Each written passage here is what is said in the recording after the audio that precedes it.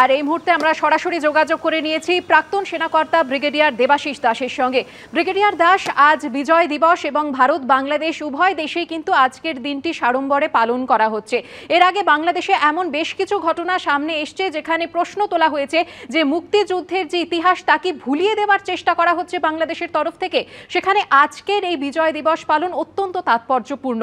এরপর কি দু দেশের মধ্যে সম্পর্ক অন্য খাতে বইতে পারে? হ্যাঁ, দেখুন, আজকে 16ই ডিসেম্বর এই দুই দেশ ভারত এবং বাংলাদেশ দুজনের পক্ষেই অতি ঐতিহাসিক, গুরুত্বপূর্ণ, মহত্বপূর্ণ একটি দিন।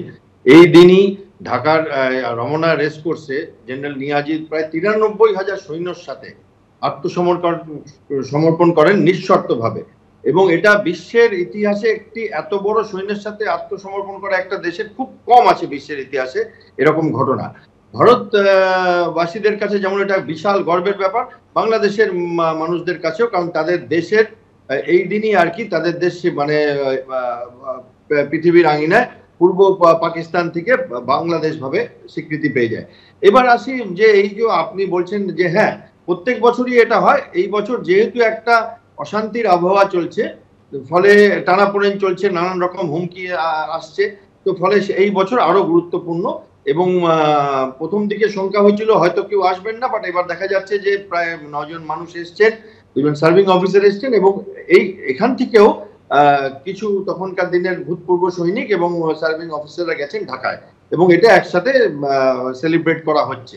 এই আমাদের প্রধানমন্ত্রী বীরদের প্রতি শ্রদ্ধা জ্ঞাপন করেছেন এবং সারা দেশকে বলেছেন যে এই অবদানের কথা। গতকাল রাত্রে রাষ্ট্রপতি অ্যাট হোমেও সেই একই ব্যাপার করেছেন, বীরদের প্রতি শ্রদ্ধা জ্ঞাপন করেছেন। প্রায় 4000 সৈনিক, ভারতীয় সৈনিক প্রাণ দিয়েছিলেন এখানে এবং অনেক আহত হয়েছিলেন।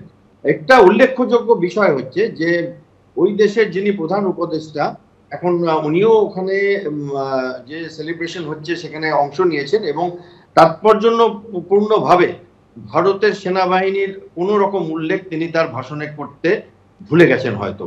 এবং তার থেকেও বেশি আশ্চর্যের ব্যাপার যে মুক্তি বাহিনীর যিনি প্রধান ছিলেন এবং দেশেরও মানে প্রায় উপরে মানে সর্বোচ্চ পদে ছিলেন মুজিবুর রহমান, তার নামটাও বোধহয় উনি বিস্মৃত হয়েছে, আমি যতদূর জানি উনি বলতে ভুলে গেছেন। বাট আজকে একটা আনন্দের দিন। আজকে ফোর্ট উইলিয়ামে অনেক রকম প্রোগ্রাম হয়, আমি নিজেও থাকি সেই সব প্রোগ্রামে। সকালবেলায় যেমন স্মৃতির উদ্দেশ্যে এবং বলিদানের উদ্দেশ্যে পুষ্পস্তবক দেওয়া হয়, হেলিকপ্টার থেকে পুষ্পবৃষ্টি হয়েছে রেড রোডের সামনে, সেখানে আবির আছে। এবং তারপরে দুপুরবেলায় একটি মিলিটারি ট্যাটু হয়, যেখানে নানান রকম ক্রীড়া প্রদর্শন হয়, ঘোড়সওয়ারি হয়, মোটরসাইকেল রাইড হয়, প্যারাসেইলিং হয়, এবং নানান রকম ভাবে সেনারা একেবারেই ব্রিগেডিয়ার দাস, আজ সকাল থেকেই আমরা সেই ছবি দেখতে পাচ্ছি ফোর্ট উইলিয়ামে, যেখানে একাধিক কর্মসূচি রয়েছে এবং আজ সকাল থেকে একাধিক অনুষ্ঠান হয়েছে যেখানে উপস্থিত ছিলেন বাংলাদেশের প্রতিনিধিরাও।